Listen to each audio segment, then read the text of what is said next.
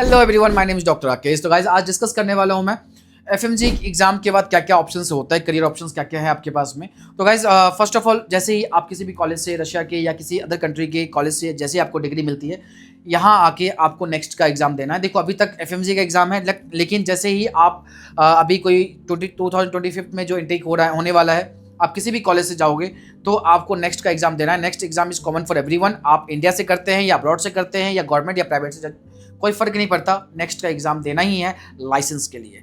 जैसे ही आपका नेक्स्ट का एग्जाम निकलता है, एग्जाम देने के बाद 1 महीने के बाद रिजल्ट आता है, और रिजल्ट आने के बाद आप अपने अपने स्टेट मेडिकल काउंसिल में प्रोविजनल लाइसेंस के लिए अप्लाई करते हो, और प्रोविजनल लाइसेंस के अलावा इंटर्नशिप के लिए भी आपको अप्लाई करना पड़ता है। और पहले क्या होता था कि इंटर्नशिप जो होते थे वो आप अपने अपने स्टेट में जाके हॉस्पिटल में डायरेक्टली अप्लाई करते थे, वहाँ पे जाके हॉस्पिटल अप्रोच करो, फिर वहाँ पे कुछ कहीं कहीं किसी स्टेट में इंटर्नशिप करने के लिए पे भी करना पड़ता था, पैसे भी देने पड़ते थे। लेकिन अब एनएमसी ने रूल चेंज कर दिया है। अब क्या है, आपको कोई भी कहीं पे भी कोई पैसा पेमेंट नहीं करना, जस्ट अपने स्टेट मेडिकल काउंसिल में अप्लाई करना इंटर्नशिप के लिए। उसमें अपने प्रेफरेंस के लिस्ट आपको डालना होता है कि मेरे लिए प्रायोरिटी ये हॉस्पिटल्स है। आपके मार्क्स की बेसिस पे और डोमिसाइल की बेसिस पे आपको इंटर्नशिप के लिए हॉस्पिटल अलॉटमेंट करना वहाँ की स्टेट मेडिकल काउंसिल की रिस्पॉन्सिबिलिटी है, पहले के जैसा नहीं है। और मोरओवर सबसे इंपॉर्टेंट, अभी क्या है, हमारे टाइम पे क्या था, हम लोग बंधुआ मजदूर की तरह काम करते थे, without any payment, without any stipend internship हमने किया, हमारे टाइम में होता था। बट आप लोगों के लिए क्या है कि इंटर्नशिप में आपको स्टाइपन मिलेगा, पेड होगा। अब जैसे इंटर्नशिप होता है तो वो एक क्रूशियल, बहुत ही इंपॉर्टेंट टाइम होता है जिसको आपको यूटिलाइज करना चाहिए। जो यूटिलाइज करता है उनको नेट पीजी में सीट्स मिल जाते हैं। देखिए, इंटर्नशिप थोड़ा सा हैक्टिक होता है, काम करना होता है, लेकिन उसमें 2 एडवांटेज है। आपको क्लिनिकल एक्सपोजर मिलता है, क्लिनिकल नॉलेज मिलता है। तो आपके जो नीट पीजी या नीट एफएमजी के एग्जाम के जो क्वेश्चंस होते हैं, प्रैक्टिकल चीज़ें, वो आप वहाँ पे एक्सपीरियंस कर सकते हो। साथ में आपको इंटर्नशिप के ड्यूरेशन में आपको एफएमजी के एक्सपीरियंस को, जो एफएमजी की प्रिपरेशन करा है, आपने जो लेवल लिया है। देखो एग्जाम का जो नीट पीजी का क्या होता है, आप समझ लो 100% है, तो एफएमजी का एग्जाम 80% है। एफएमजी में क्या है, नेगेटिव मार्किंग नहीं है, आपको स्कोर करना है, तो आप बिल्कुल ब्लाइंडली कोई भी क्वेश्चन जो नहीं भी आता उसको टिक कर सकते हो। एफएमजी में आपने, नीट पीजी में आप वो नहीं कर सकते, उसमें नेगेटिव मार्किंग होता है।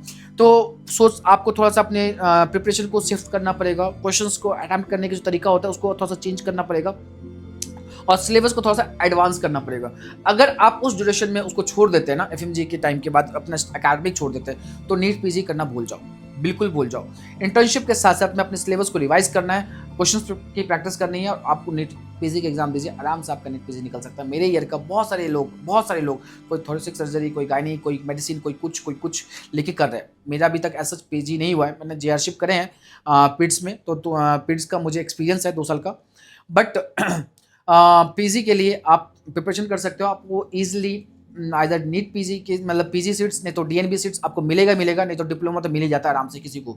तो आप उसको इंटर्नशिप के साथ साथ में तैयारी करो, और साथ में इंटर्नशिप का जैसे ही आपका नीट पीजी का एग्जाम होगा, आपको नीट पीजी में भी सीट्स मिल जाएंगे, तो आपके लिए प्लस पॉइंट है।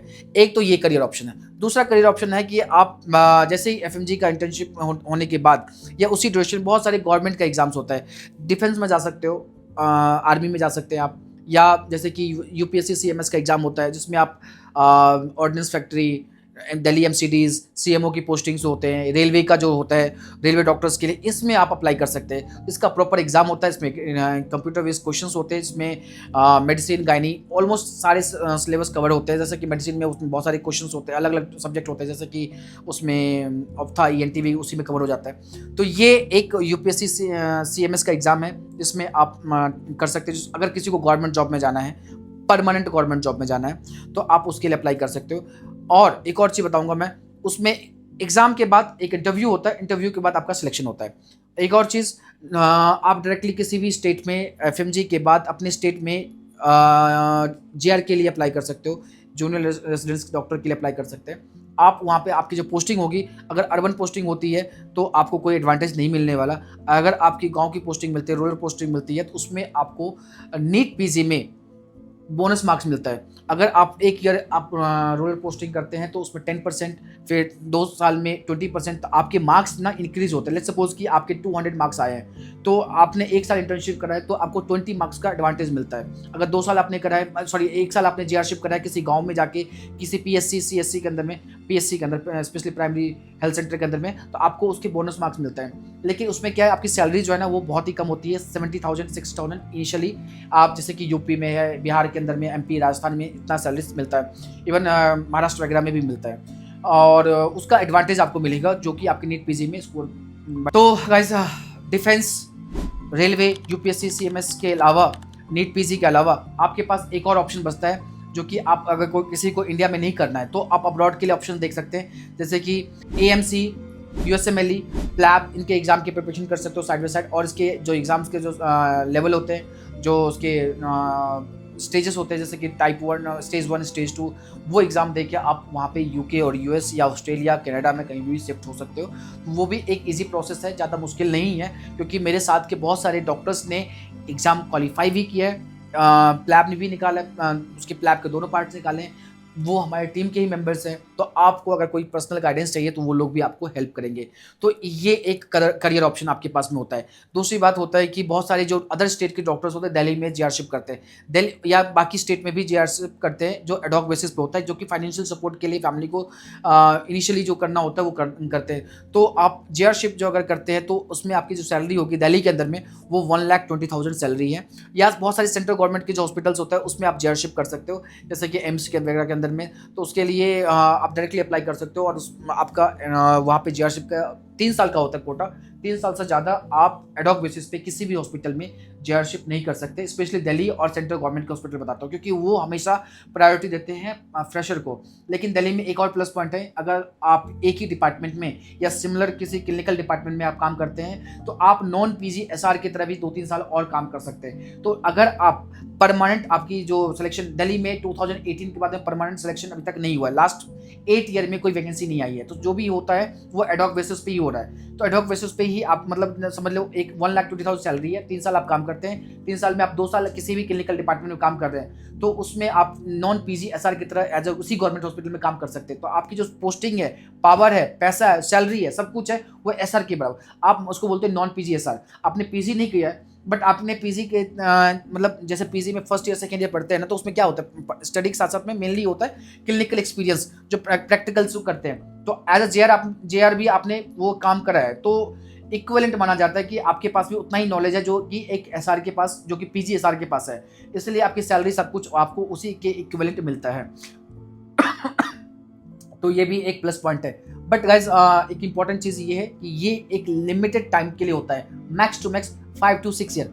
देन आपको back to the private sector, वापस प्राइवेट सेक्टर में जाना पड़ेगा। हाँ, ऑफकोर्स आपके पास 5 साल का एक्सपीरियंस है तो आपको इसका एडवांटेज मिलेगा, लेकिन प्राइवेट सेक्टर में सैलरी उतनी नहीं है जितनी कि गवर्नमेंट में है, क्योंकि दिल्ली में कि जितने भी प्राइवेट हॉस्पिटल है उसमें मैक्स टू मैक्स 70,000, 80,000, 90,000 मिलता है, उससे ज़्यादा नहीं मिलता है। तो गवर्नमेंट में, अब गवर्नमेंट में क्या ड्यूटी आवर्स भी कम है, प्राइवेट में प्रॉपर ड्यूटी आवर्स करना होता है। गवर्नमेंट में 6 घंटे 7 घंटे की ड्यूटी होती है, दिल्ली के अंदर में स्पेशली बताता हूँ आपको, प्रॉपर सैलरी मिलता है। तो आप लोग क्या लोकम ड्यूटीज़ या एडॉक बेसिस पे अलग मतलब बाकी जगह पे लोकम की ड्यूटीज़ कर लेते हैं या दूसरे हॉस्पिटल भी ज्वाइन कर लेता है, तो वहाँ भी एक्स्ट्रा इनकम कर सकता है। लेकिन प्राइवेट में आपके पास 8 घंटे 12 घंटे की ड्यूटी होंगी, तो आपके पास दूसरा ऑल्टरनेट ऑप्शन नहीं होगा। तो ये इसलिए पीजी करना बहुत इंपॉर्टेंट है।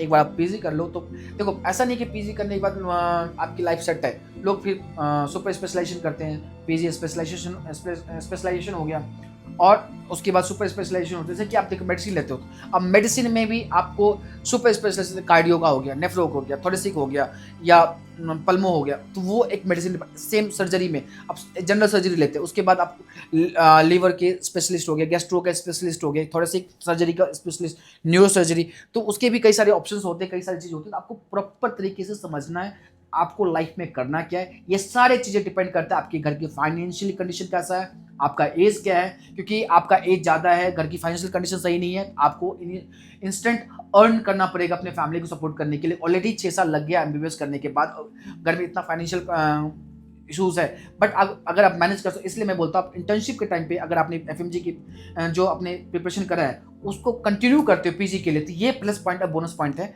क्योंकि एक बार गैप हो जाता है ना, तो देन आपको जीरो से स्टार्ट करना पड़ता है अगेन। जैसे आपने एफएमजी की प्रिपरेशन करा है ना, वैसे ही आपको फिर जीरो से पीजी के लेवल को मतलब प्रिपरेशन को स्टार्ट करना पड़ेगा। अगर आपने उसको उसी को कंटिन्यू करते हो, तो जो आपने एफएमजी किया है ना, 2-3 महीने 4 महीने 5 महीने गैप के बाद वो चीज़ें फिर वो जीरो, देन आपको जीरो से स्टार्ट करना, नहीं तो आपको यहीं से मेंटेन करना है। तो आपके लिए ये प्रोसेस जो है वो ईजी है। तो स्टडी से गैप नहीं लेना है आपको। इवन दो आप जॉब भी करते हैं, कहीं भी जॉब कर रहे हो, तो आप अपने एकेडमिक को मेंटेन रखो, रिवाइज करो, रैपिड रिवीजन वीडियोस देखो, क्वेश्चंस पर की प्रैक्टिस करते रहो, ताकि आप सिलेबस से कनेक्टेड रहो। ये बहुत इंपॉर्टेंट चीज़ है। तो गाइस ये है ऑप्शंस। इसके अलावा अगर आप कुछ जानना चाहते हैं, जैसे मैंने डिफेंस के बारे में बता ही दिया, अगर कुछ और भी जानना चाहते हो तो आप प्लीज़ क्वेश्चन पूछ सकते हैं। मैं कोशिश करूंगा आपके बाकी क्वेश्चंस का आंसर करने का। मैं सोच रहा हूँ जो अदर स्टेट्स, मतलब इंडिया के जितने भी स्टेट्स है, वहाँ पे डॉक्टर्स की सैलरी कितने क्या है, कहाँ पे कितनी इनकम होता है, उस पर भी एक डिटेल वीडियो बनाऊंगा मैं, ताकि आप लोग की माइंड में भी एक चीज़ क्लियर हो कि आप इतने पैसे और टाइम लगा के डॉक्टर बनते रहे, लेकिन आगे क्या मिलने वाला है, क्या होगा क्या नहीं होगा, तो वो चीज़ें भी आपको क्लियर होना चाहिए। कुछ मिथ में या कुछ अलग ही क्या बोलते हैं, सपने लेके आप डॉक्टर बन रहे हैं और आपको वो चीज़ें नहीं मिल रहा है, आपने जो सोचा है, आपका जो एक्सपेक्टेशन है उस टॉपिक पे। तो guys till then thank you so much, मिलते हैं नेक्स्ट वीडियो में।